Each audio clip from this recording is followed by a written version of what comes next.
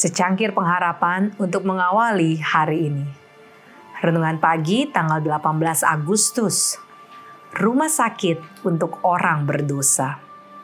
2 Tawarik 7 ayat 14 berfirman, "Dan umatku yang atasnya namaku disebut, merendahkan diri, berdoa dan mencari wajahku, lalu berbalik dari jalan-jalannya yang jahat. Maka aku akan mendengar dari surga dan mengampuni dosa mereka, serta memulihkan negeri mereka." Saya takut dan benci terhadap rumah sakit. Saya mengenal mereka terlalu dekat. Sebagai seorang anak penderita asma parah di California yang berkabut, saya mengunjungi ruangan unit gawat darurat di rumah sakit St. Francis secara rutin. Sampai-sampai saya dan para perawat saling menyapa dengan nama satu sama lainnya. Saya bahkan memilih untuk melahirkan kedua anak saya di rumah. Jadi ketika saya baru-baru ini memeriksakan diri ke pusat medis setempat untuk menjalani operasi rawat jalan, itu dilalui dengan banyak keluh kesah dan ragu-ragu bercampur takut. Dokter anestesi bertanya, apakah saya punya pertanyaan? Ya benar, saya meringis.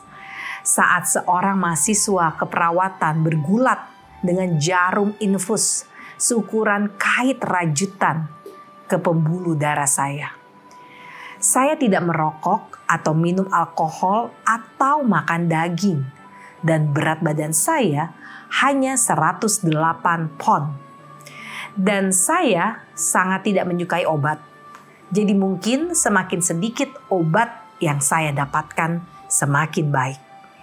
Dia menjawab dengan serius. Saya mengerti.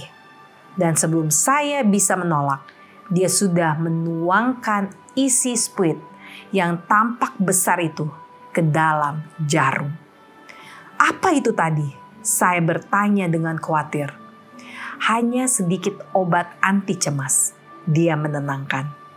Saat kepala saya mulai terasa hangat dan lembek, serta ruangan menjadi terasa goyah, semua teori konspirasi yang telah saya tolak selama bertahun-tahun mengambil kemungkinan-kemungkinan baru yang menyeramkan. Pemikiran semi rasional terakhir saya adalah mereka belum menidurkan saya. Saya masih bisa melarikan diri. Saya sering mendengar dikatakan bahwa gereja bukanlah tempat berkumpulnya orang-orang kudus, melainkan rumah sakit bagi orang-orang berdosa. Saya selalu menghargai analogi itu.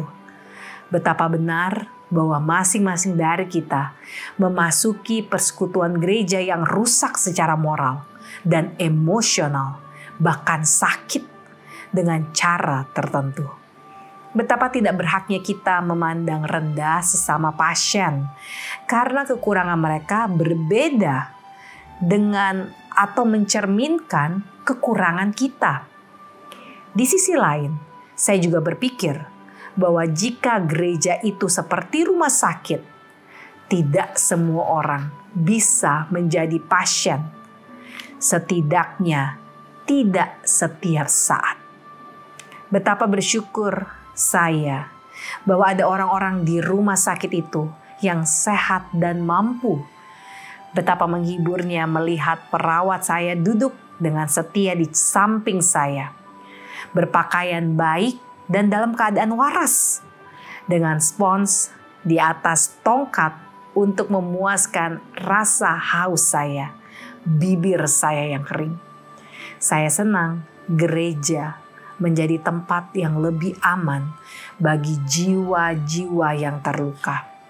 Senang rasanya merasakan dinginnya penolakan secara legisme digantikan oleh kehangatan rohani dan kejujuran emosional.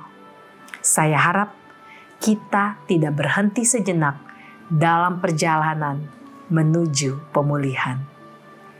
Doa kita hari ini, Tuhan, bantulah saya untuk menjadi penyembuh jiwa-jiwa yang terluka dalam keluarga, gereja, dan masyarakat. Amin.